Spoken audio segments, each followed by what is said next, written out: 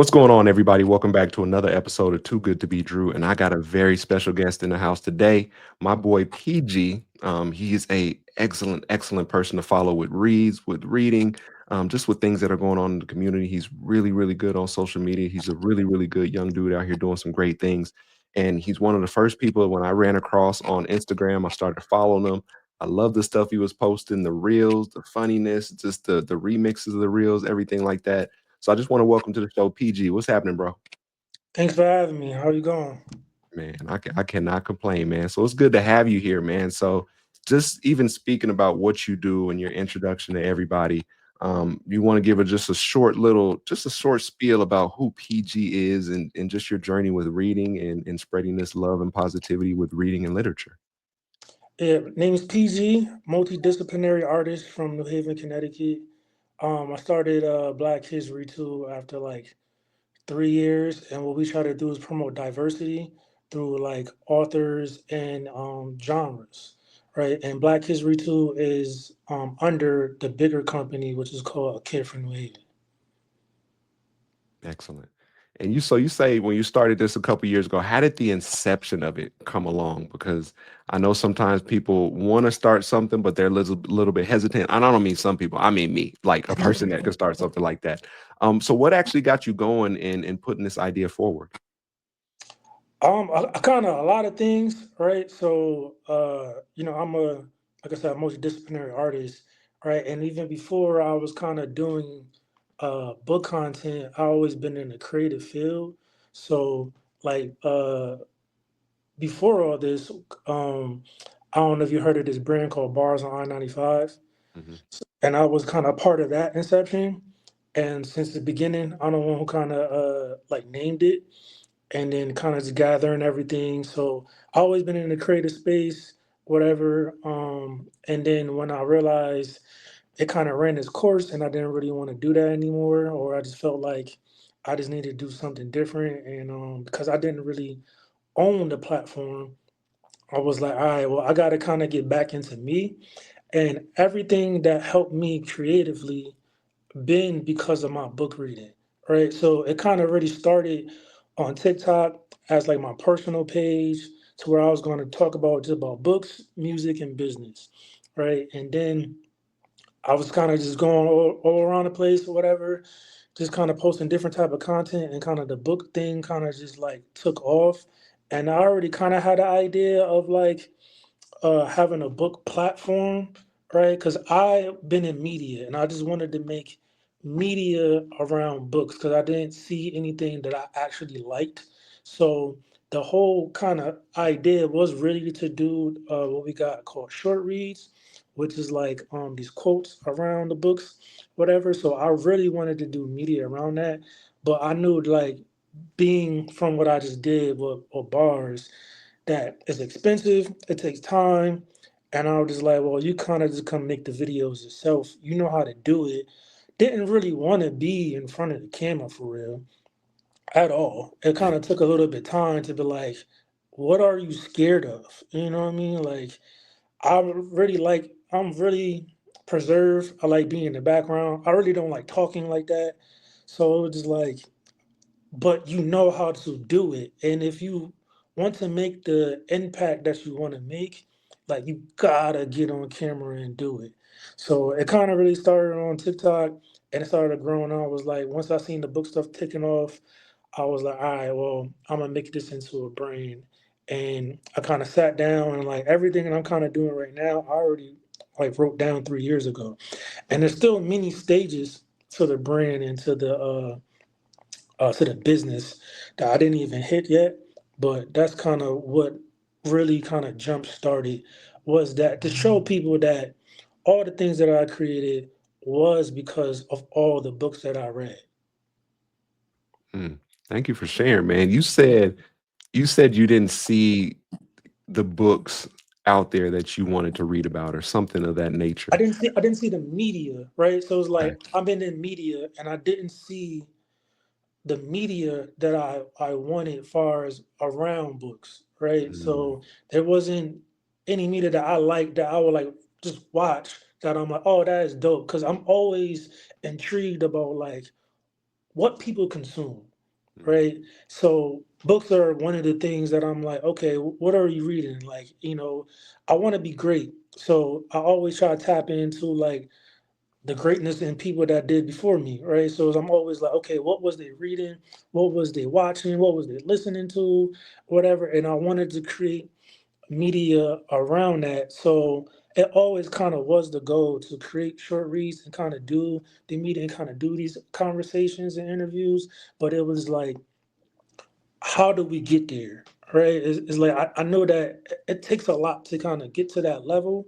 So it was like, but we have a phone, right? So it was like, you have a phone, you know what I mean? Like, you know how to create it, you just don't want to create it because it's just like, you know what I mean? Like, I'm born in the 80s, so it was like on the East Coast, anything with a camera is the feds, you know what I mean? So it was like, like, this is feds. I don't want to do this shit. You know what I mean? But like I said, it's like, is your is your purpose bigger than your pride?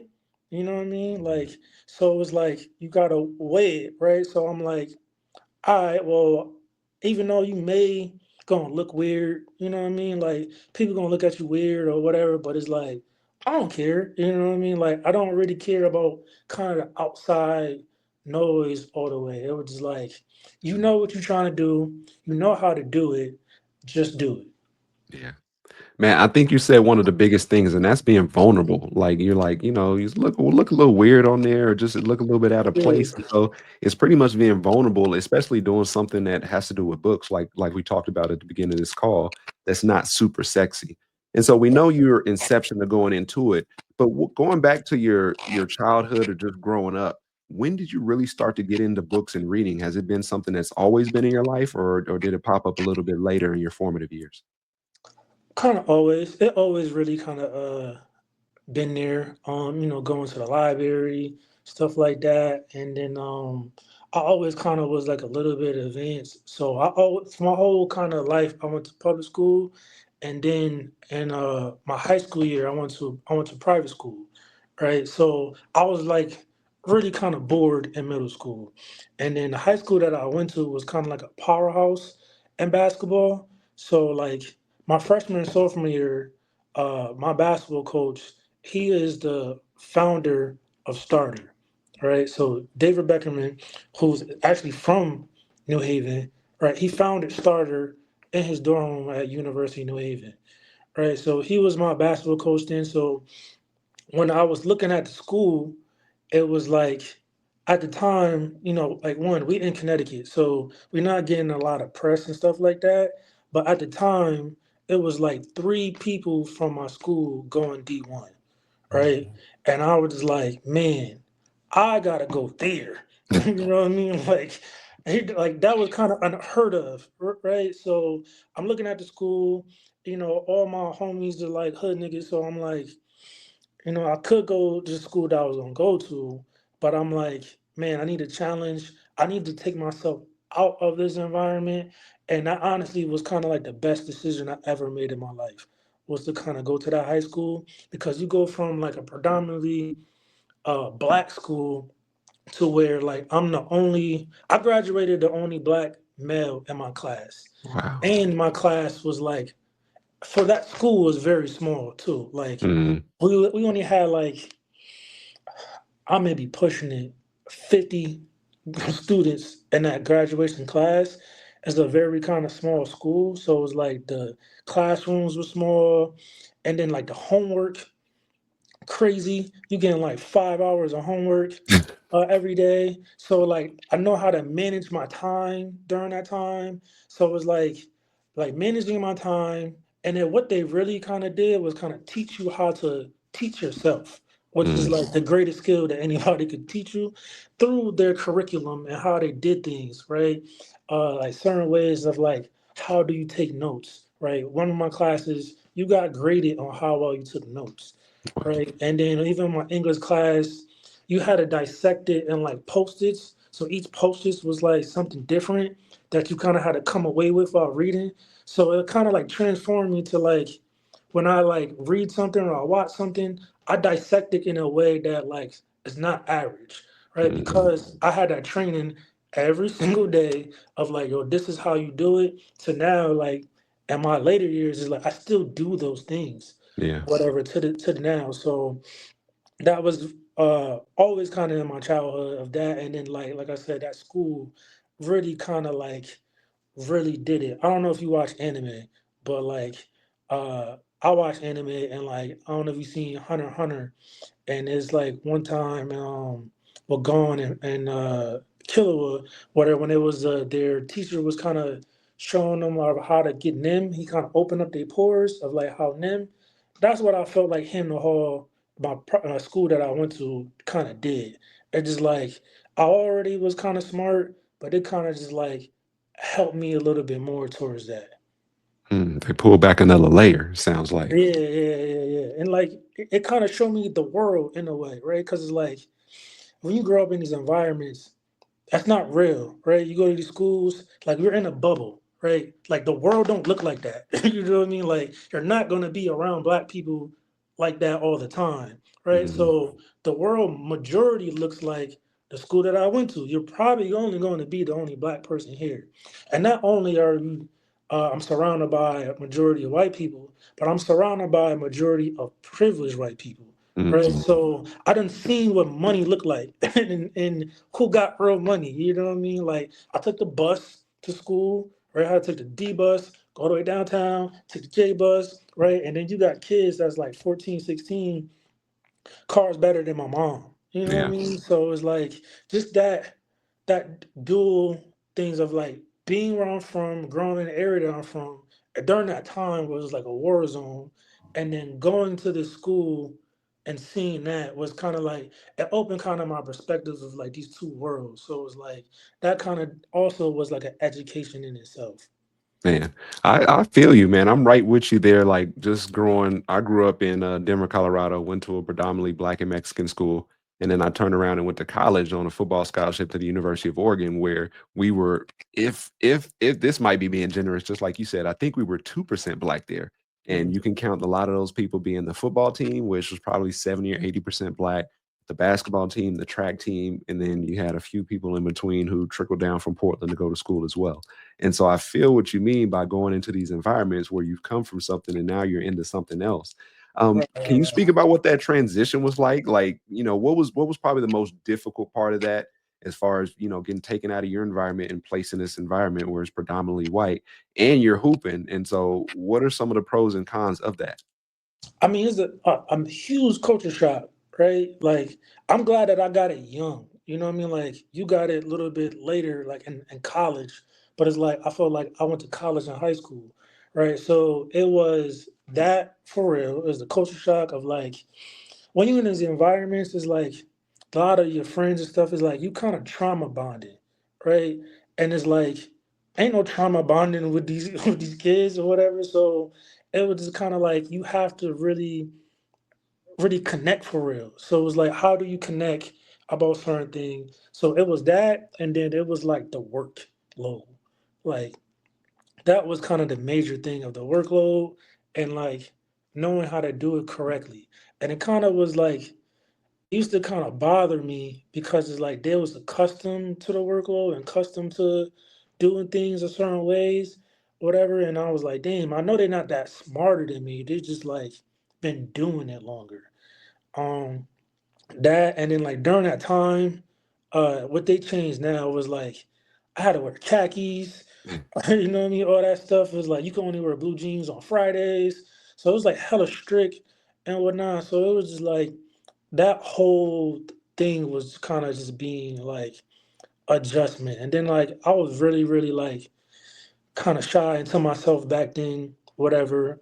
So it was like I didn't really kind of talk to people like that. And that also was because of like, the environment and like the different neighborhoods that I come from. It was just like I know y'all don't understand what I come from and stuff like Yeah. that. So that was kind of like part of it was me, part of it was like kind of, just the school, but that was kind of the major thing of like the adjustment period. Mm, I got you. I appreciate you sharing, man. It's definitely even how long was the trip to go from your hood to school? Because you say you took two different buses. How long was that It, trip it was there? it wasn't that it wasn't that long.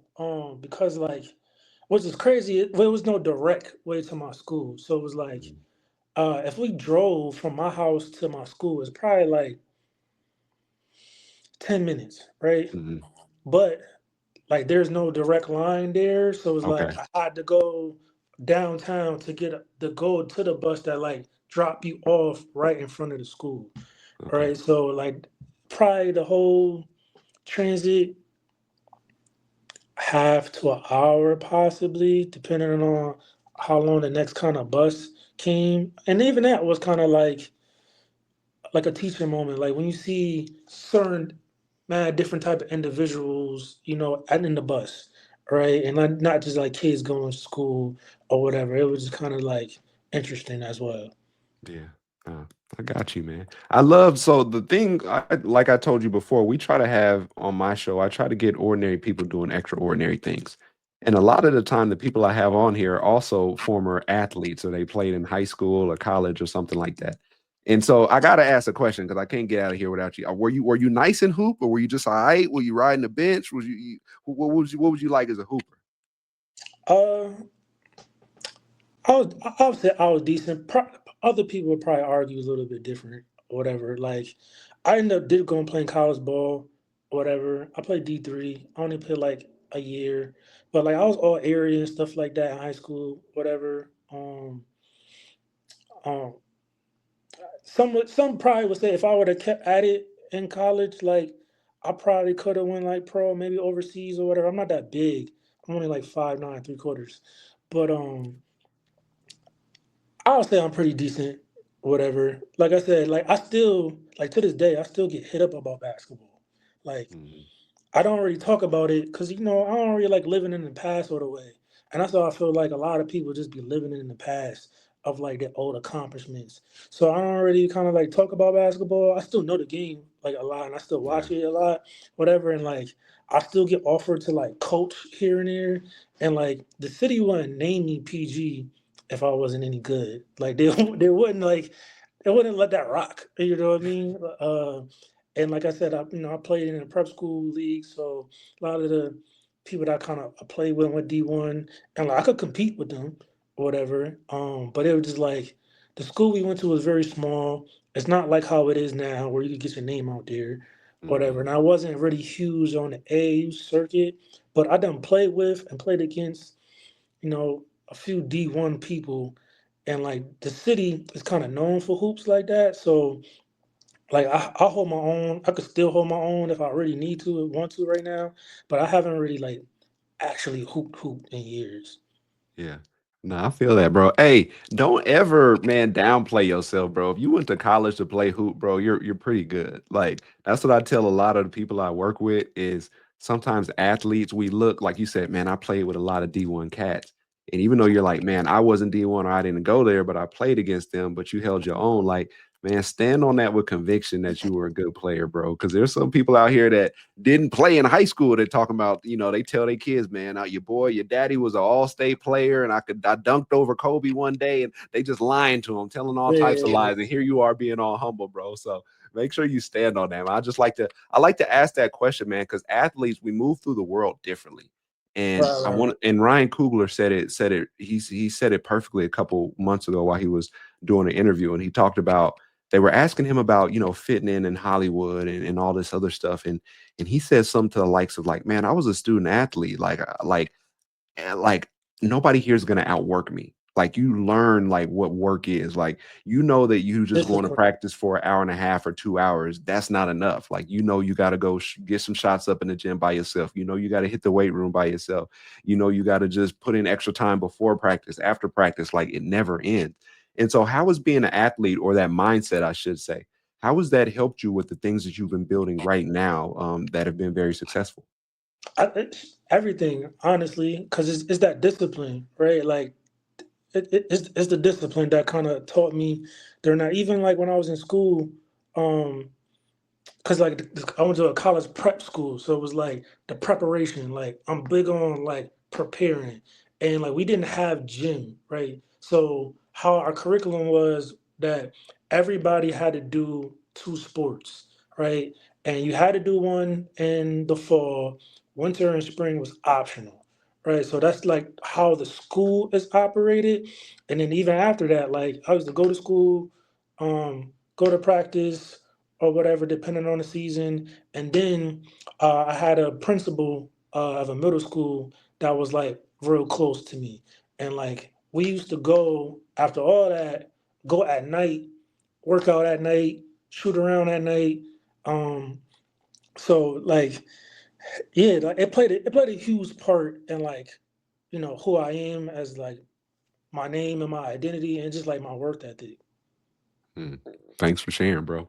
And you talked about it earlier. You said, you don't get the name PG around that area if you ain't pretty nice. And so PG ain't your real name. But how did the nickname of PG come about, and kind of what do you attribute that to? So it started around like 11. Actually I had another I had another basketball nickname before that, right? And my other basketball nickname was Little AI. Because like I was real nice with handling in the rock, right? Like you probably couldn't take the ball from me back then. Like it was really, really on a string. It was really, back in the days we had, N1 mixtapes and all that stuff like that. But like it really was that. And then it kind of started when I was like 11. When you kind of teaching kids like, yo, this is the center, this is whatever. So it was like, yo, give the ball to the point guard. And Hmm. it was like, give the ball to the PG. And it was like, give the ball to PG. And that's kind of where it just stemmed from was like, that's PG, you know what I mean? So that's where the name came from. And like I said earlier, going by that name because of what I feel like that name represents to me of somebody who's like a leader, somebody who likes assistance, somebody who's like just getting people in position to win and putting Hmm. people in the better position to win. And like I adopt that on and off the court. You don't really hear a lot of people these days saying that they're trying to help other people get to where they're trying to get to. You hear people saying, "Hey, I got this that I'm trying to do, and I'm focused on this, and I'm moving towards this direction." But I think there's so much value in people that are helping other people get to where they want to go too, because it shows that you're not selfish. It shows that you want other people to win too. Like we're in a world where, and I would say more so now than ever, that people are like, "Man, how can I win? It's I, it's me. It's what I got going. It's if you're not going to help pour into me, then you probably can't do anything for me." But you, on the other hand, you're like, yo, how can I put other people in position to win? Where does Right. I know that selflessness you talked about, it comes from on the court, but is that something your family instilled in you too? A little bit, but I had to learn a little bit of being a little bit more selfish, right? Because I want to do that and certain things didn't kind of happen. And like believe in yourself and believe in my own skill because I know my own work, whatever. So I kind of had to be a little bit more selfish to be more selfless, right? Because it's like in order for me to help the way I need to help, I gotta kind of do my own thing and kind of get to where I need to get to because I know what I'm going to do once I'm in these kind of positions, right? And I feel like things don't go or become massive without help, right? Yeah. So it's like, in order for me to help, in order for me to kind of get to those certain levels, you need everybody else. You can't do it yourself, Yeah. right? So it's like, all right, well, who are the pieces, what do they need in order for them to be a better version of themselves, in order for them to kind of get where they get to for us to get to where we need to get to. Mm. Bro, you dropping bars on here today. You said I had to be selfish in order to be selfless. And It, and it, I it, took, it took a lot of time. And speaking about books, like one of the major books that kind of was like yo, you kind of have to have certain boundaries because I would just give, right? yeah. Like, because I know who I am, and I know my skill level, and I know what I could do. So it was like I'm okay with just giving because I could just get it back, whatever. But like it was set boundaries and find peace, right? Mm. And I kind of when I read that book, I was like, man, you kind of like mad passive slash passive aggressive, Yeah. right? And it's like, yo, you gotta set these boundaries up because it's not gonna help you in the long run. And then if it don't help you, you can't help others in a way. So that was like a very like pivotal book that I read that's like, oh, you gotta use your word no. You know what I mean? Like the word no is like the most best word that, like, you know what I mean, that I kind of adopted into my vocabulary is like, yo, you gotta use your word no more. Yeah. And it's speaking about the word no, it's not disrespectful to use the word no. It's actually respectful. You're telling people like I don't have the capacity or just Mhm. like, hey, and it doesn't mean I'll never do it. It just means no for right now. Like, Right, right, and I right, right. think, speaking about today, we're all people pleasers now where we're trying to make sure that, we come through for our friends and things like that. But we only have a bandwidth to do so much. And so no is us protecting our space. And like you said, setting a boundary. So I'm glad you learned how to do that, man. And now that we made that kind of pivot to books, we just go ahead and talk about it. And that's how this show works. And so when we speak about books, I know you've read a lot of books. I see you always posting a review about a book, talking about a book. Um, let's get what are probably do you have top five books or what are your top five favorite books in your lifetime if you have them? I don't know. That's kind of hard. Uh, I would say set boundaries and find pieces like top tier for me. Um, One of the books I said like probably like my like favorite book of all time is probably Homegoing by Agassi. Just because it's like it just shows the errors of like a lot of things that I was missing far as with us. Whatever. I still don't understand why it's not like a TV series or movie yet. Whatever. Hopefully I get to a point where I could direct it myself. Uh but maybe Malcolm X book, the autobiography of Malcolm X. I don't know. I don't know. It's that's tough for me to like. What is my top five? I don't know. There's a lot of books that is like contribute to the way that I think. Um, I could see like this certain books that contribute a way to like my process of like how I work. Like deep work was a very intimate part of book that I read of kind of like showing me like I didn't ever knew that this kind of existed or that term, whatever, was like time blocking and Hmm. kind of like, yo, like in these periods of you need like these periods of time where you get no distractions, right? And that's like kind of how I maneuver and operate, like how I work and how I create content is that like I have these periods where it's like I only do these things this time. Another book that kind of contributes to that way of thinking is called like One Thing. So it's like if I do just like one thing for this period of time, like through time, I will kind of do more work than more people because it's a channel focus, right? And it, like it would just compound over time, and that's kind of like the thing for like everything. Like compound interest is real, not even like as far as wealth, but far as is like skill building. It's through time of doing a certain task, certain thing over and over again.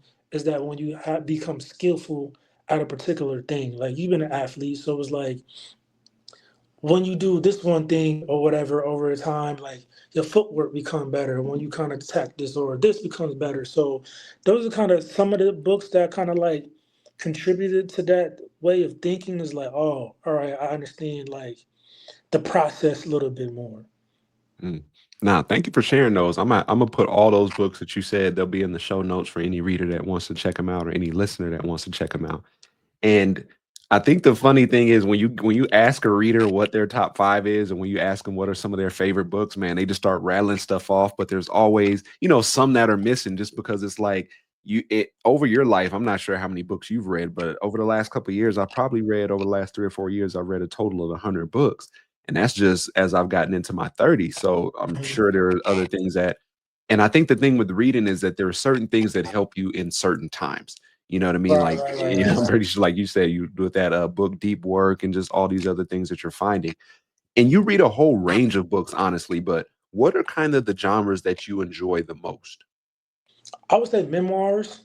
Like I'm always intrigued of like what people are consuming, what people did to become that great. So it's like, and it's kind of just like inspiring to me to hear somebody's story. So like that's kind of like my comfort, like genre is like autobiography and memoirs, but like I try to read a variety of things because I just help my creative process and how I think or whatever. Because you never know what you're gonna find and how my brain works. Like I pick up certain things, whatever, and it'd be like, you know, a particular author or how he writes or how she writes in a particular genre, they may structure it a different type of way that I may not would have did that if I didn't read that particular genre. So it's like it just keep me like expanding my horizons and not try to think of like in a box or whatever. So I personally try to read diversely, whatever, and that's kind of what I do with my platform is like just read diversely. Like it will help you in your creative process. It will help you in your empathy because all of it is storytelling. So it's like, yeah, it may be a romance or it may be a fantasy, but certain like if it's written well, certain things with the characters will kind of show. So I finished a few books in the past couple weeks. I just finished Dawn Staley's book, Okay. whatever, which was great. I finished S.A. Cosby's Razor Blade Tears, which Okay. I really like, whatever. Now I'm like, all right, I need to read more S.A. Cosby. I don't. Have you read any of his books? I have. I read Razorblade Tears, and then I also read Jeez, this should be sitting over here. I'm going to I get the read new two of one. his. I'm going to get the King of Ashes, whatever. But like, I'm glad Razor Blade Tears was my introduction, Hmm. right? Especially coming off what last month is and was, and you see like the whole the character development of Yeah. those two protagonists, whatever, and like being that duality, two black, one white son. I mean, fathers, the son being like the homophobia, and then like you Hmm. see or whatever. And I was like, man, I'm really glad that how he written it in a way to kind of show people like it's okay. You know what I mean? Like you got Yeah. two older men and two different demographics kind of being at peace, kind of who their sons were, right? And I was just like, it was just I really liked it or whatever. Um, I can't think of the other ones. I read Stephen's book, Stephen Bartlett, Okay. the 33 I think it's 33 some laws of the CEO of life or something like that, whatever, Mhm. which was cool because I didn't really know too much of his like background all the way of Yeah. like the business that he did, but like he had a lot of things, whatever. I'm probably going to read Kenneth Parker's book next. I'm a huge Kennedy Ryan fan. I didn't finish the other two in the series, or I was kind of waiting, whatever. And then, plus, I'm a mood reader, so it's like Mhm. I kind of dibble and dabble. Like I may read like three or four at a time, whatever. Like that's just kind of how I be feeling. Like I'll be here, then I'll be like what I mean. It kind of depends on like as far as what my business or my brand, like where my mind need to be at. So it's like I may be here where I need to really stay locked in and focus in here. So I need to have something to kind of get me into that. But right now I don't already got anything to like promote or anything. So it's like now I could just read whatever. So it's like now I'm just kind of like throwing them back. But I usually average like 20 to 30 a year. Mm, okay. You are man, you're helping me with my segue so much. I feel like you running this damn interview. You talked about it's funny because before I really got into reading and when I built up everything, I went and did research. And I'm like, I went and did research on readers and men more particularly. And I found out that women probably buy about, I want to say it's 80 to 90% of the fiction that's out there. Men read more nonfiction than anything. Men also mostly read by authors of men. So like it was like this whole just thing of where I can see where the lapse is. But as I did more research, and they were like, by you reading fiction, it helps you develop more empathy, more sympathy, more critical thinking skills, like all those things that most men, we lack. And I think that's a Right, right. very big thing when you talk about reading is, and you brought it up, you said, I try to read diversely. What does you reading diversely help you do, and how does that just help you as a man? Right, like you nailed it, like the empathy, right? Because it's like my whole goal is to be a better version of me, right? So it's like you can't be a better version of you if you like stuck in a particular way. So it's like you kind of have to read diversely to have a bigger and broader worldview. And like it also helps me in my creativity, right? So it's like I may have never thought of attacking a particular piece like that or content or whatever, but because I consume so many different type of things and so many different type of genres, my creativity level is just like off the charts because like I'm pulling from a lot of inspiration, so like I could just instantly just like do things with the quickness when it comes to creating content. Man. See, don't take it from me. Take it from an expert. If y'all don't believe I'm an expert, take it from the real expert, PG. Take it from him. And as we wind down here, man, we're getting to the end. But I always like people when I have them on here. I have had them give advice to the younger generation. And considering that you're a big reader, that you have this platform where you try to push books and literacy, what advice do you have for anybody out there? Not even just the young people, because we talked about adults as well.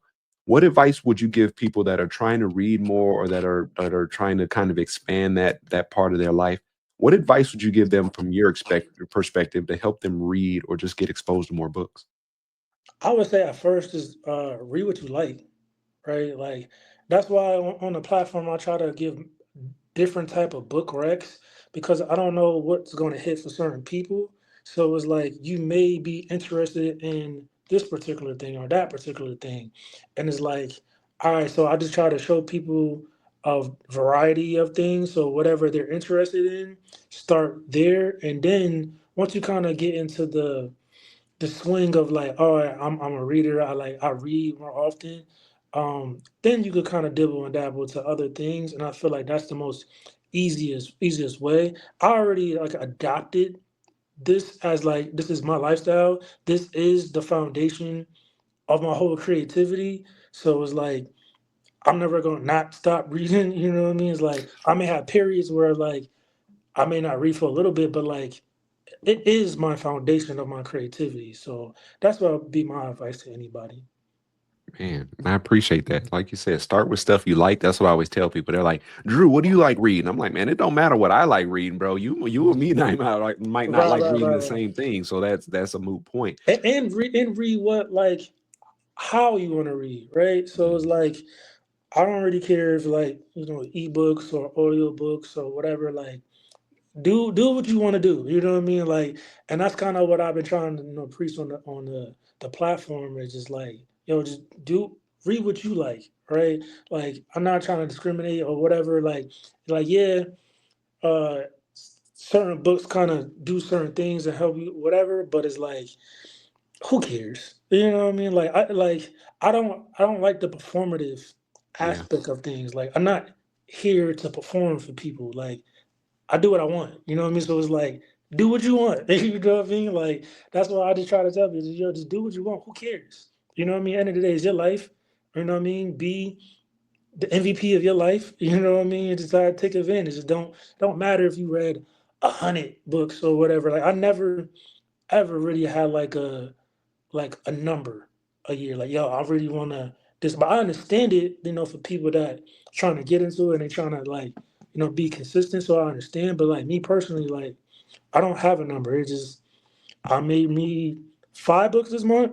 I might read nothing. You know what I mean? Like it is what it is. You know what I mean? So I don't be having those type of standards or whatever.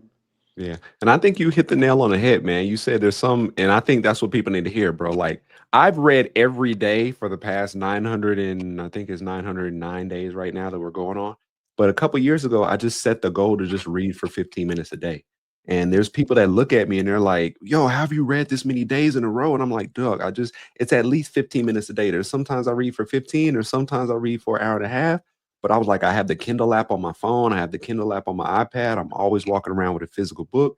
And I do that because I want other people to see me reading to get that reading bug, to get bit by that, where they're like, yo, what this dude, I don't like being on my phone like that. Like I want to show people like I'd rather read a story about somebody else and get lost and escape for a minute. And so I really appreciate you saying that because there's some people that are like, oh, well, I need to read 50 books. And it's like, it's not about, and like my business, it's not about the amount you read, but it's about the quality of what you read. What are Mhm. you getting out of that? What are you taking away from that? And so that's just me on my soapbox a little bit. PG, how can the people reach you or support you or just get at you after hearing this interview? Black Kids Retool,